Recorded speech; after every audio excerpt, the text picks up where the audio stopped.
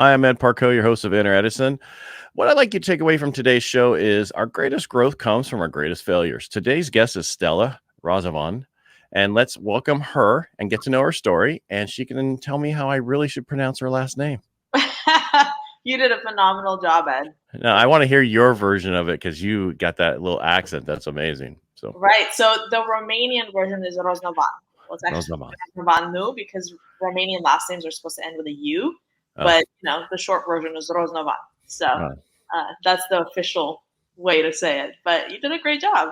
Don't lie. That's okay. And if everybody knows, if they watch my podcast, they'll know I'm always on the left.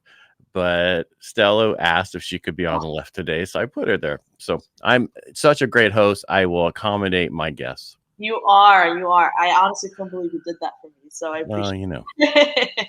It's a pleasure to be here. Thank you so much for having me. Oh, no, thank you. So I met Stella at an event we just had with Steve Sims down in San Diego called Speakeasy. It's a 2-day event. If you don't know anything about it, you really should look it up. He has another one coming up in Austin in November. So if you're listening to this after November, still go to his website, Steve D. Sims, and check out the next one. They're amazing. That you get a lot of information out of it. You have no idea what you're going to do for 2 days, and you meet amazing people like Stella. Well, thank you. No. I think I was one of the least accomplished people there. Out of everyone I've met, so many incredible, successful entrepreneurs and business owners. And, I'm 28, figuring it out, doing my best. So I felt definitely humbled, and I was really excited to learn from people who are smarter than me. And I think that's what it's all about, right? Well, they're not smarter than you. They just have information in other parts of stuff that we've not spent our time in. Because you're a very smart individual, and stop knocking yourself because it's the first thing you need to stop doing. All right. Got it?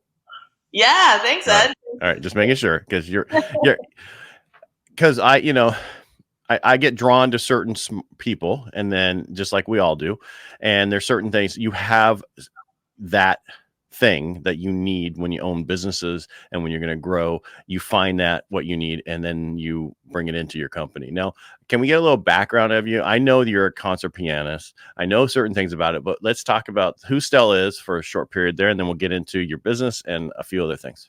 Yeah, totally. So, I spent most of my life as a concert pianist. I'm a classical pianist by trade. I got a bachelor's degree in classical piano performance, which is definitely a route that very few people take. Because it's not necessarily an industry that would be profitable.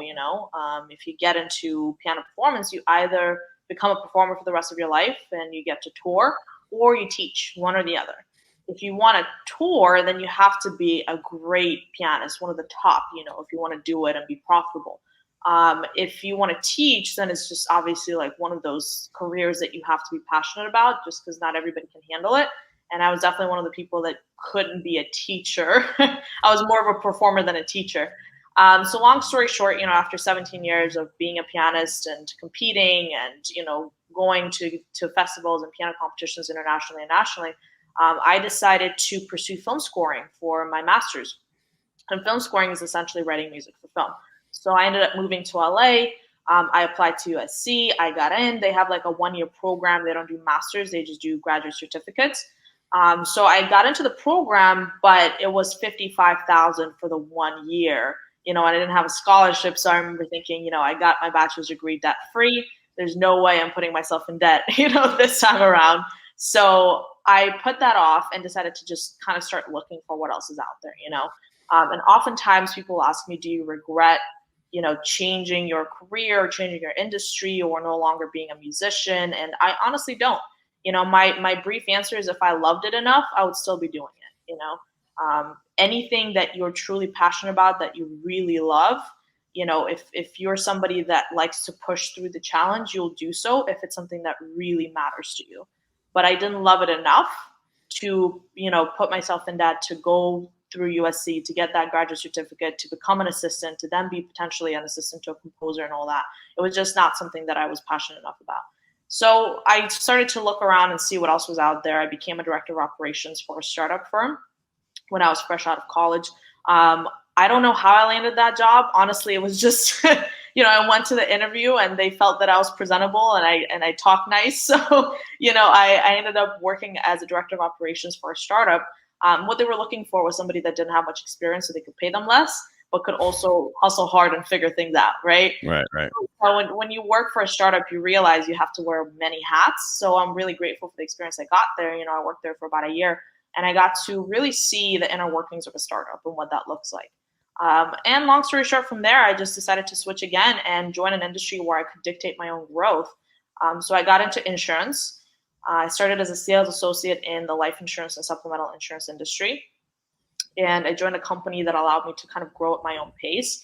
It is performance based, which a lot of people see, commission based jobs to be very on one level or another threatening, right? Like a commission based position seems to be like something that someone crazy does. If you tell your family, they're going to tell you to figure out something else, to reroute.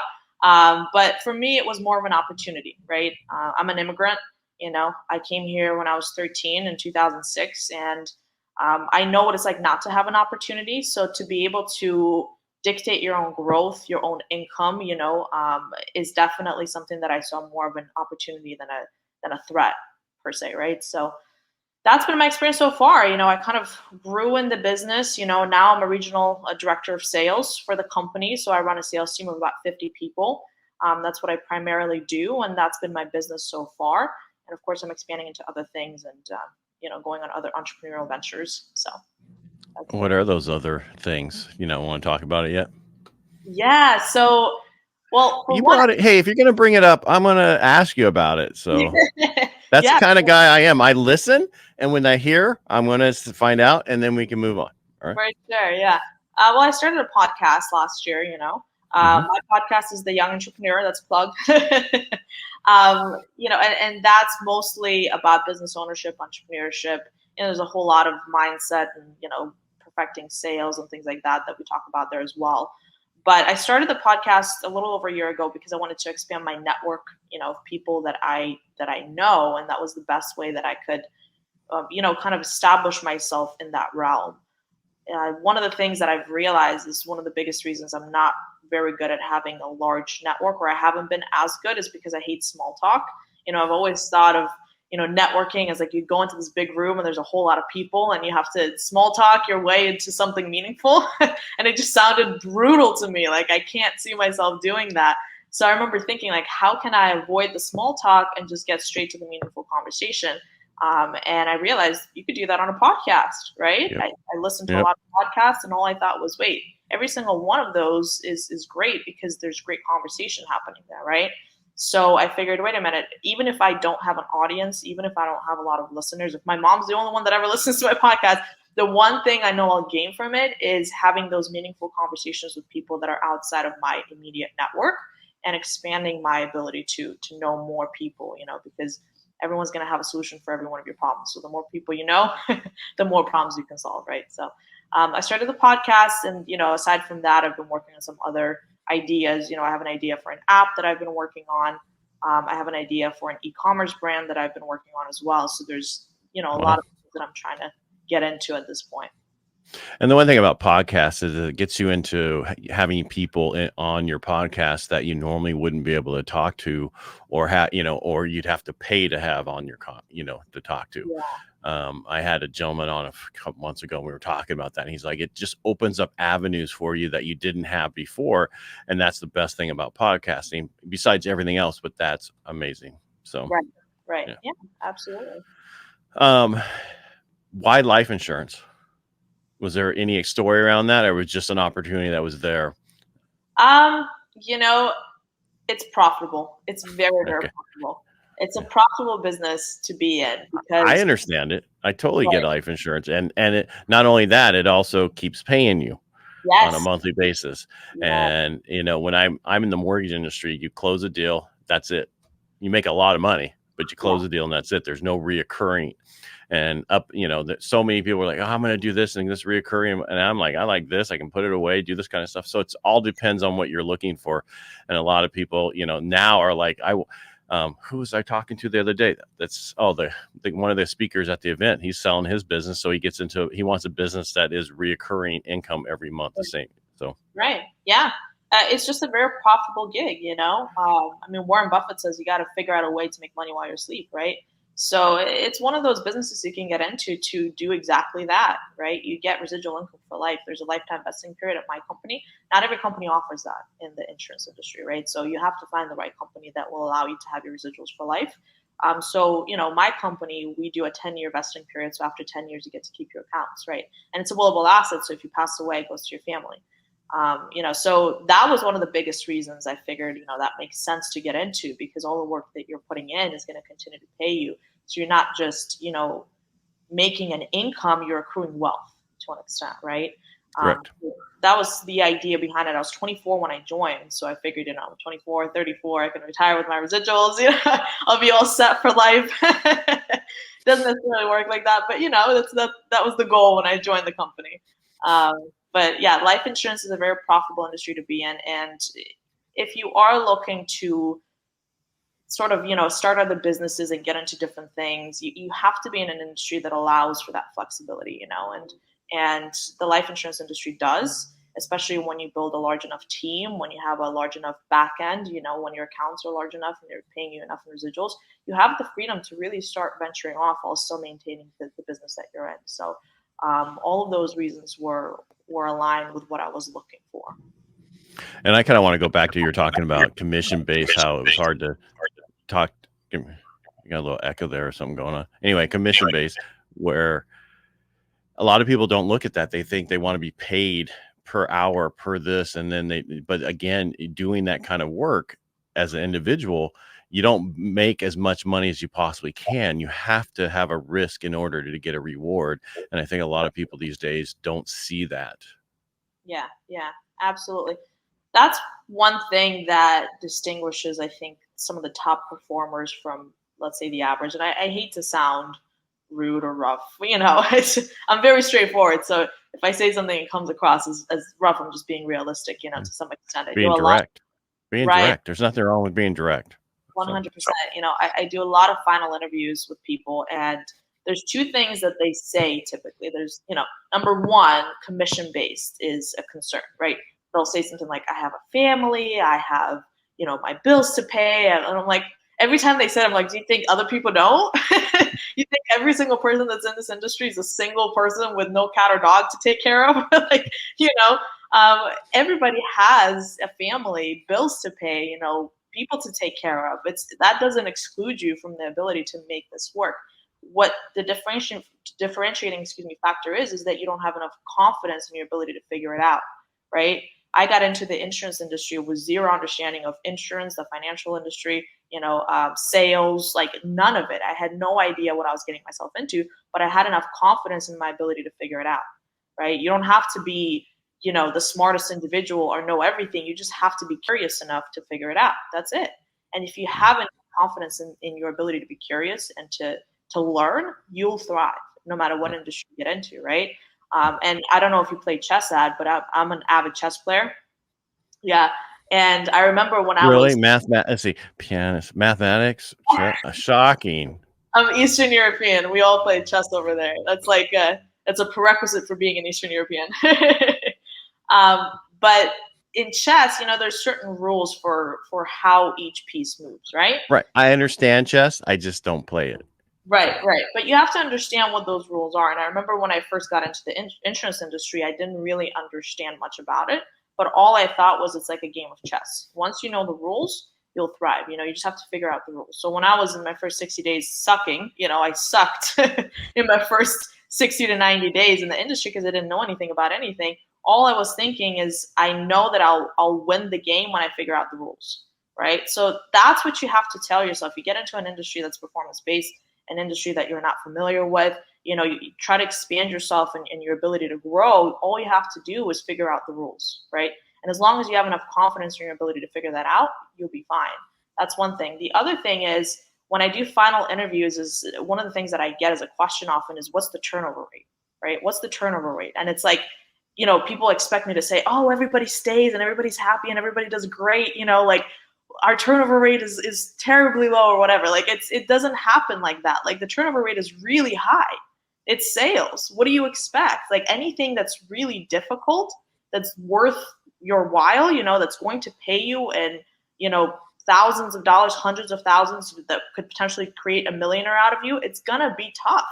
You're going to have high turnover, right? It's the same thing with medical school. How many people actually last? How many people actually get through and get their, law degree? How many people last through that? Not many, right? There's a high turnover for a reason. So whenever people ask me that question, I always laugh. I'm like, it's high. And I'm not going to sugarcoat it for you. The turnover is really high. And if you're not comfortable with that, then it's probably not the right fit, right? You have to be able to challenge yourself. And the more challenging something is, the more worthwhile it is, the more you're going to grow from it, and the more you're going to get paid because of it, right? So I just think we have not, and I'm going to get to a point here, helped our children, non-immigrant children. What I mean by that is easy times make weak people. I see you worked your butt off as a pianist. You were an immigrant. You came here when you were 13. You had different rules, different things that to bust your ass. This is a podcast. I can say that. Bust your ass on, right? And you can focus where a lot of people these days, the same age group as you and younger, don't have that, right? They've had it easy.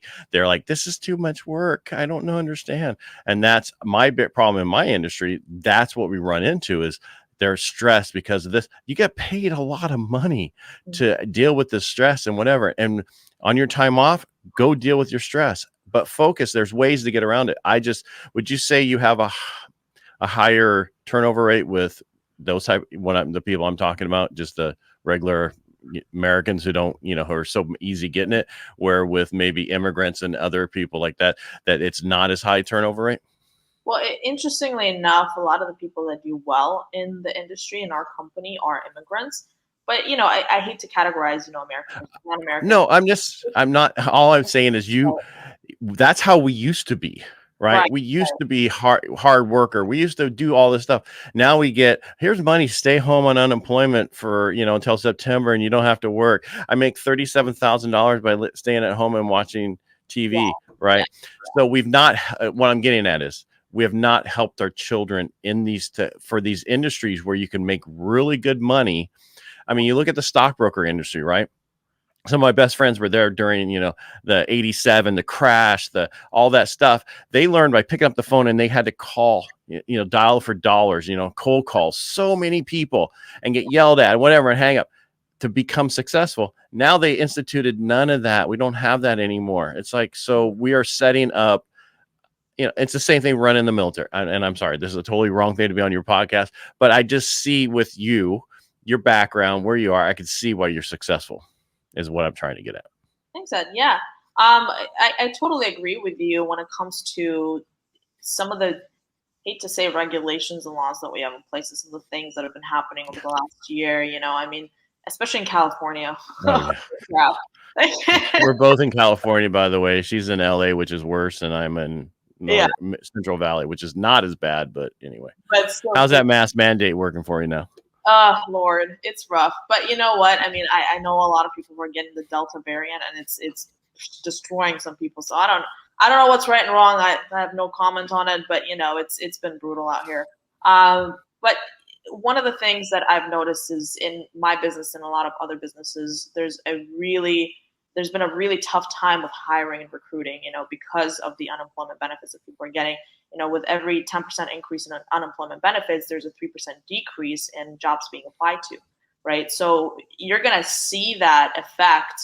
And the worst part of it all is that I understand the need to, sustain and support your family in times of hardship. I get that. But that shouldn't get in the way of your growth. Like, you're not going to get very far in your life. You're not going to accomplish very much by sitting around on unemployment. It's not going to happen, right? So regardless of what your, government assistance programs are that are in place, what you're getting as a benefits package, whatever, like, do something worth a shit, right? Go out there and have a target, have something that you're shooting for, develop yourself, right? But one of the things that you said is, the tougher an industry is, the more worthwhile it will be, right? I think that your income is a direct correlation to the value that you bring to the table. I've always felt that the more skilled you are, the more value you bring, the more you'll get paid, right? Yeah, correct. At least in a utopian world. I know there's some scumbags out there, I get it, whatever. But in the We're not talking drug dealers and that kind right, of stuff, we're not right? talking anything sketch. We're talking in the real world, right? Here's the thing. When I was 15 years old, I was working at CC's Pizza. I was getting paid under the table because I wasn't supposed to be working there, but my immigrant mom put me to work. She was like, you go get a job. You're now an adult. You only have one job. You need two jobs. Come on, what's your problem? That is literally what she would say, word for word. So I worked at CC's on the weekends because I was in high school at the time, right? So I go to CC's Pizza, and in about 30 minutes, I knew everything I needed to know in order to be successful at that job. That's it. 30 minutes, I was fully trained, and I could operate and function fully, perfectly well in that position. So what did I get paid? Minimum wage. I got paid minimum wage because I brought minimum value. Right. It took me 30 minutes to perfect the craft, right? But whereas in the insurance industry that I'm in now, I'm a $250,000 income earner because of the value that I bring. And it's taken me 4 years to get to a level of being a good leader, being a top closer, being a great business owner. All of that has taken me a lot of time, a lot of refinement, a lot of trials and errors, a lot of ups and downs in the business industry. I mean, not in the business industry, but in business generally, and in the insurance industry specifically, there's a whole lot of turmoil that you're going to have to go through to scale your business. And it's taken me all of that to get to this level. Obviously, I'm not where I need to be yet, but I'm getting there. And so the income that I'm earning right now is the result of the 4 years of the work that I've put in and the information that I've gathered and the knowledge that I've attained. Like, that's where I'm at now. But I think that that's where people really misunderstand. Minimum wage is there for a reason. You bring minimum value when you get minimum wage. So if you want to, attain a high level of income, if you want to attain wealth, you got to bring more value to the table. You got to refine yourself first, right? I mean, you're preaching to the choir, so. Right. I mean, but for most people, I'm looking here going, you did that in 4 years. Wow, that's amazing. Right? Most people wouldn't have done that in 4 years. So pat yourself on the back. But I do want to go through how you're talking about finding the information that you need. Like, you're not going to know everything. And you talked about this on one of your little, I don't want to say it's a rant, but I saw it on Instagram about how, if you don't know it, go find it. You want to talk about that a little bit? Yeah. I've always said that your network will always outgrow your skill set, I think that's one of the biggest reasons that I got into leadership. Can you put that on a coffee mug for me? I will. Maybe at the speakeasy next time, we'll have mugs with that. Yeah, there you go. But very often we get kind of, very absorbed in our own ability to sort of refine ourselves and to develop our skill set, which is great. But what I've learned, as I was getting really good at sales and I was getting really good at training and developing people, in the insurance industry, what I learned is that when I became really tunnel visioned, I got really good, but I didn't have enough of a network of people. And so when you're really, really good at something, like if I'm really good at something, I could be the top closer, I could be the best person in the room. I could be the smartest, the most skilled, most talented, the hardest working individual, and I would still not outgrow somebody that has a team of 150 people, right? Just because they have such a large team, they're going to have enough people to make up for whatever's lacking. Like, that's the reality. So I had to learn that the hard way because I was very tunnel vision. Like, my entire life, I've always been very obsessed with refining myself and my skill set and my knowledge, perfecting my craft. That's always been my mindset of like, how can I be better, faster, stronger, smarter? That's always been the way that I've thought up until, I want to say, a couple of years ago. I realized, your network will always outgrow your skill set. So the more people you know, the further you'll go, right? So I got into leadership understanding that the top salesperson in our company will never outgrow me just because I have a larger team. Even if they're smarter, better, faster, even if they're harder working, I will still outgrow the person with the best skill set just because I have a larger team. So to your point, one of the things that I was talking about when you watched my Instagram video was people are watching. I'm just letting you know, people are watching. Yeah, I'm sure. I know. I post those little tips, tip of the day on Instagram, and I get so much feedback from people, oh, this really helped me. Oh, this was great. Oh, this made me think of something, So whenever I get messages like that, it prompts me to keep doing it, And I digress, but I just got on TikTok. I was like, it's time, like I hate the idea because there's so many videos of people doing all these crazy dances and all that shit on TikTok. So I was like, I don't want to do that, but everyone keeps telling me you got to get on it, so I finally got on TikTok. I'm on it. There you go, right? There you go. It's old crazy. Guy like me is on it. You got to be on it. It's crazy how many views you get. I'm like, good God. Like on Instagram, you'll get like, I don't know, 55 views. On TikTok overnight, you get like 1,000. It's crazy. Well, and again, it depends on what you're talking about, right? So they're really individually. I mean, if you're, please don't take this wrong, but if you're not wearing your bra and you have a t-shirt on, you can get thousands and thousands of views. But actual good information, those, we're still there. Those people are out there looking for that. I had one of mine that went for me, 20,000 was, which was like, what do I need to do now to get that back? I have not been able to reproduce that again. My best is 1,000 after that. So wow. There's just something that went viral. It was so I had a guy on one of my podcasts. It was actually a live, and it was talking. He says his best 2 business ideas, I don't know if I told you this, was naming a star after somebody, right? You can infinite inventory, infinite, it doesn't cost anything and they're always there. And the other thing was public storage, and that thing went viral. And so I think a lot of people are looking for business ideas. They're looking for tips on how to, do this, real estate, finances, cryptocurrency, anything to do with finance. There's a whole ton of people on there now looking for that kind of stuff. Yeah, for sure. Yeah, well, I'm on TikTok now at Stela Roznovan. Find me. And I do not many videos without my bra on, trust me. It's not my gig. If you're looking for business and entrepreneurship, I'm your girl. Well, I hate that. It's like, I'm sitting there and I'm like, geez, there's like out of 10, 9 of them. I don't want that. I know. How do you get rid of that shit? So many, and the funniest thing is like you're not even that different anymore. You're like everybody's in the same shit. Come on, come up with something new. Something different.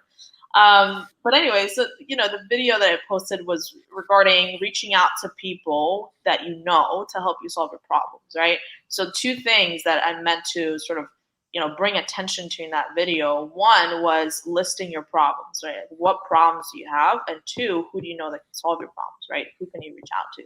And so, the first concept in that is listing your problems. One of the things that we don't typically do is actually sit down and look at what problems we have. I think most people just kind of go about their days and go through the motions and do whatever they got to do. But most of us don't sit down and list the problems that we actually have. I don't think that's a go-to for most people. And I've realized that one of the biggest reasons that we hate meetings, like in business, we have to have a lot of meetings about where the business is going and our growth and reports and things like that. One of the biggest reasons that so many people dread meetings is because they don't come to meetings with problems. They don't come to meetings saying, this is my problem, help me solve it. They come to meetings as like trying to get that out of their day. You know what I mean? Like they come to the meeting because they feel that it's expected to go to the meeting, right? But what I realized, especially working with Steve Sims, who's now my business coach, is if I have a meeting with him, and I don't come to him with problems, we're just going to sit there and stare at each other and look all pretty, like we're not going to do anything. I have to come to him with my problems so he can help me find resolutions, right? So it's got me to be in a mindset of like, all right, I paid this guy a lot of money in order to help me solve my problems, so I better come up with some fucking problems. Otherwise, I'm wasting my time and a lot of money, right? And from what I understand, he's prettier. He is prettier. Yes, exactly. He's much, much prettier. If he wore a wig, he would be like the most gorgeous. No, he wouldn't. He wouldn't, but that's okay. Yeah. I'll get him one next time. He just, that's just Steve couldn't lose. So yeah, exactly. He was bribing people with it. That was not fair. He was. He was. Yeah. He was so mad that I voted for you. But yeah, you told everybody I was 60 on freaking your speakeasy thing when I wasn't. You on my birthday, he's like, "Happy birthday, Ed. I can't believe you're 60 and you look so good for that." Back. And the worst part was I had people at Rotary going, "Young guy, are you 60?" I'm like, "Shut the fuck up and get away from me." Thanks, Steve. Yeah. So that's the thing that we have to recognize is most times we're not intentionally writing out the problems that we have. We're not intentionally thinking about the problems that we have. And we all have problems. It's just that we don't really think about them. And the second thing is we don't intentionally reach out to people to help us solve those problems. And that's something that I see in my industry very often. I run a fairly large sales team, and there's so many sales associates that I have that need help and will not intentionally reach out to get help. And it drives me up the wall, because you only drown by staying in the water, not by being in the water, right? You stay in the water and you drown, right? We all know that quote. It's cheesy, but it's very. We know who said that too. Who said that? I don't remember. You don't know Steve Sims said that? That's what his dad used to tell him. His dad used to tell him, you don't drown by falling in the water, you drown by staying in there. Well, it wasn't his dad. It was in his book where he was writing about that, but it's not his dad that came up You want to with bet on it? Yeah, let's bet on it. Somebody else came up I bet you $1. You bet me $1? All right. Okay. All right. So are we going to Google this or what? I don't have to. I got an appointment with him right after this. He already texted me because we have a meeting. Yeah, at 3. So I'm going to Google it. That's okay. Like, this is a quote that has existed for a long time. So when I was reading in Blue Fishing, and he was writing about his dad having said that, very often, I was thinking, like, well, that's who's quote. Well, I'm just letting you know who I know who said it. It was Steve's dad, so that's who I'm going to. So if it's in the book, it's got to be real. It's exactly. We'll definitely Google that. But anyway, so that's one of the things that I've realized in my business is too often, when you have an issue, when you have a problem, there's a whole lot of people you could reach out to for help, but you choose to just sit there and marinate on your issues. It's almost as if you're attracted by the fact that you have problems, right? So those are the two concepts that I put out there, for people to think about, is what problems do you have and who do you consistently reach out to help you solve those problems. All right. So Steve's dad said it, but also Edwin Lewis Cole said it also. Yeah. You owe me $1. No, you didn't say who originally came up with it. You said who said it. I said someone other than Steve's dad. There you go. You said, who said that? And I said, Steve's dad. That's where I got it from. So you didn't ask who came up with it first. So. Right. Anyway, that's okay. You owe me a drink anyway. So yeah. Right. Yeah. So usually all right. So we went through a lot of different things here. We're talking about a lot of things, and anything else? Because you were talking about how a lot of people don't come up with their problems. I think a lot of sales associates don't want you to know they have problems. They want to think that they have it handled. And when they come, they don't want to look like, oh, you don't have that handled. I can't believe that, at a meeting. So I think that's why one-on-ones are so important. I started to do more of that with because I got that from my wife and her organizations. They do it constantly. Once a month, they sit down with each person. What's going on? What do we need to grow on? What this kind of stuff. I think those kind of things, where in the past we would throw our salespeople, put up on the wall. What did you do this month? What did you do? You know what I mean? I got one more than Jimmy today. Yeah. And I'm old school. I'm Glengarry Glen Ross. Have you ever seen that movie? Yes. Okay. Always ABC, always be closing. What do you need in real estate? Anyway, Boiler Room, you name them. I've seen them. That was my life when I started in this business. Yeah. I was in a company like Glengarry and Glen Ross. That's how bad it was, the guy. Yeah. So for me, that's how we used to do it. That's not always the best way to do it. And I think that some people just don't work well with that type of competition, which is okay, but sometimes they're not the right people for the job that we're trying to do. It's like SEALs, right? They beat their people till they give up, because what they're going to go through when they become a SEAL later is just a lot of hard work. So I just want to say sometimes we need to take people aside and just go, okay, where's your problem? What's going on? This is my problem, but what they don't realize is the guy right next to him has the same problem, and he doesn't want to say it either, or Jenny doesn't want to say it either. They all have the same problem. Yeah.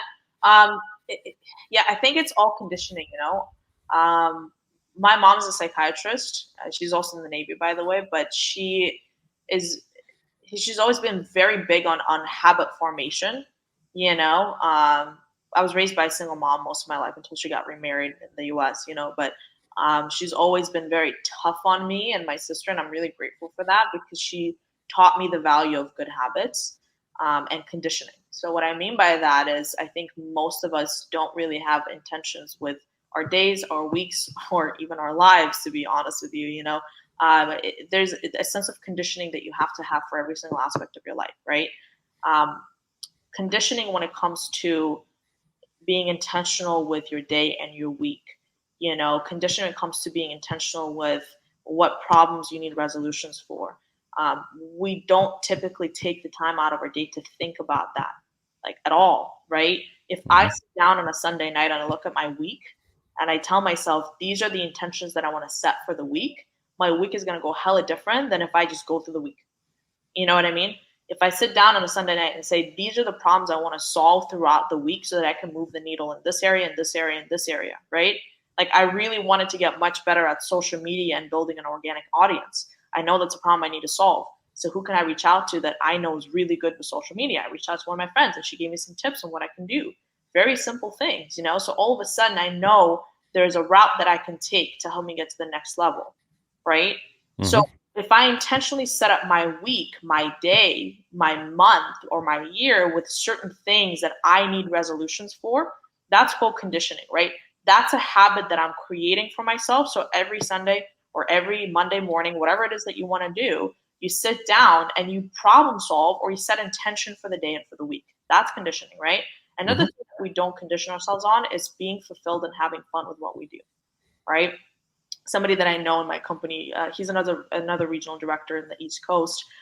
He wrote a post on LinkedIn that I really liked because it was very much aligned with the way that I've been kind of, observing people acting lately, He wrote a post and he basically said he grabbed a coffee at Dunkin' Donuts and he goes into this Dunkin' Donuts and everybody there just looks like they're miserable. It's like in the air, like the person serving him his coffee is like hating what they do. The person he like opened the door for just stormed in, so he's just observing this.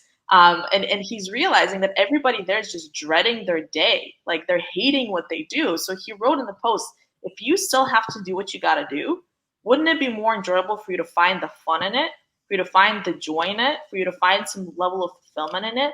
Why would you just hate your day from the beginning of the day and just go through the motions and drag your feet through it? If you still got to do it, find a way to have a smile on your face while you do it, right? So that's something that he posted, and it really resonated with me, especially in a performance-based industry like what we're in. You have to make your sales calls, you have to close your deals and all that. And it can get pretty draining, right? It can get,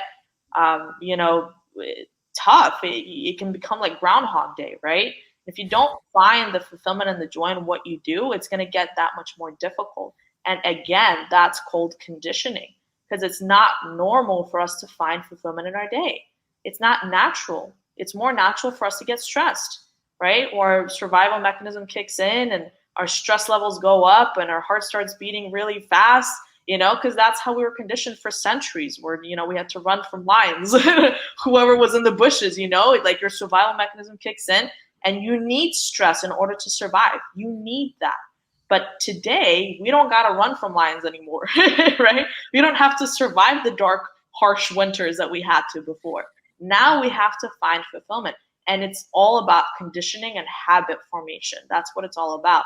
So conditioning yourself to find fulfillment in your day and the tasks that you have to do is one thing, and conditioning yourself to problem solve is another. But it's all discipline. At the end of the day, it's all just being disciplined enough to have intention and move with purpose. If you don't move with purpose, then don't move at all, right? But yeah, that's my 2 cents there. And by the way, this is Stela's podcast instead of Parcaut.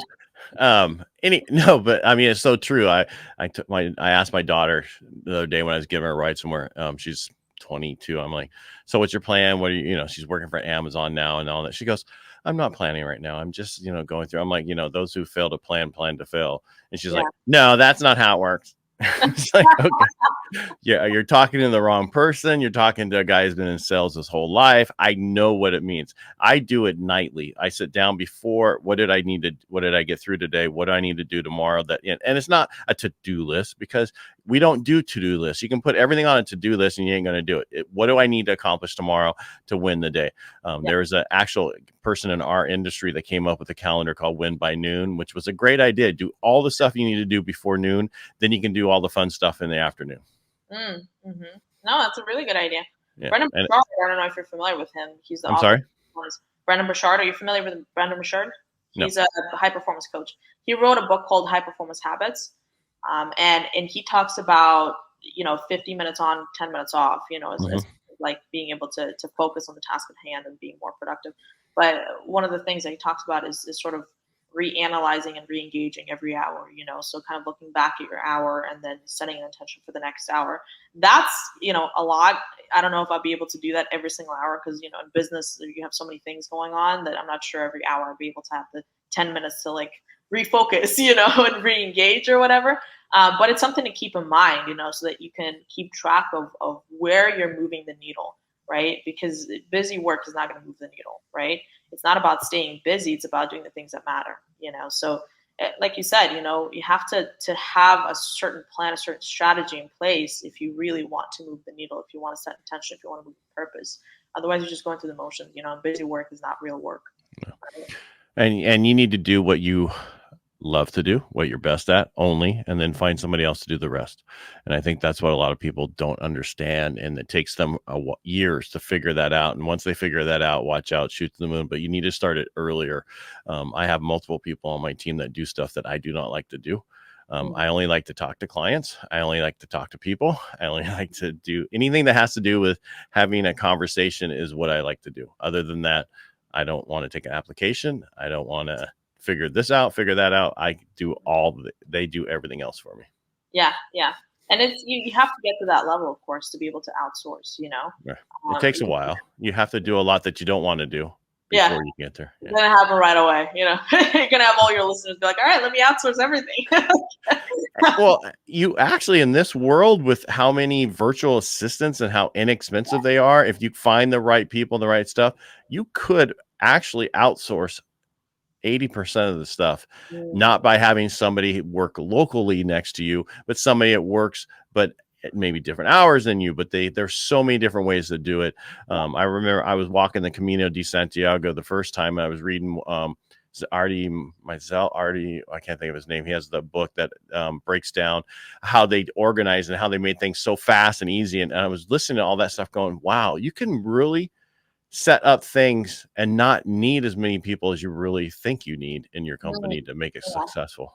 Yeah. My assistant in the insurance business is an angel, a saint. Like she does so much for me and handles so much of the back end that I would have zero desire to have to deal with. It's honestly like just tasks and busy work, It's all the stuff that you have to maintain and manage, but I would not want to spend a single moment of my day doing that stuff. So assistants are the way to go. 100%. Outsource. Yeah. And all right. So if anybody so you're still selling insurance, doing insurance yourself, life insurance, or just your team is doing it? Well, my team is doing it, but every now and then I'll get in the field and I'll do some sales. The reason I'm asking is if you want to drop your email, if somebody has questions and want to get a hold of you, throw your email in here. Tell them. Sure. Yeah, for sure. So 2 emails. My business email address is sroznovan@ailla.com. So American Income Life, LA, Los Angeles.com. And then it's just my initial of my first name and my last name, right, for the email. And my personal email address is sroznova, SROZNOVA @gmail.com. There you go. You want to get in touch with her? She's got some good stuff to say. We really appreciate her being on the show today. Any last little nugget before we go? Have fun with what you do. That's my number one tip. And don't take things way too seriously. If I could give myself advice as I was going through everything that I've gone through in my life, whether it was piano performance, or it was the move to the US, or it was getting into the life insurance industry or joining a startup, there are so many things that were problems for me last year that I don't even think about this year, that are not even on my radar. So any problems you have, know that they will dissipate eventually, and don't take them too seriously, because things just pan out. So just have fun. That's right. And also go on vacation as much as possible. Enjoy your life, because you don't know what's going to happen tomorrow. We do what we have to do in order to do what we want to do. That's right. All right. Hey, thank you for joining us today on Inner Edison. I hope you enjoyed today's episode and what our guest learned from her short life journey, but it's an amazing journey. And if you like it, please like, share, and subscribe. And again, thank you so much, Stela, for being here today. It's been a pleasure.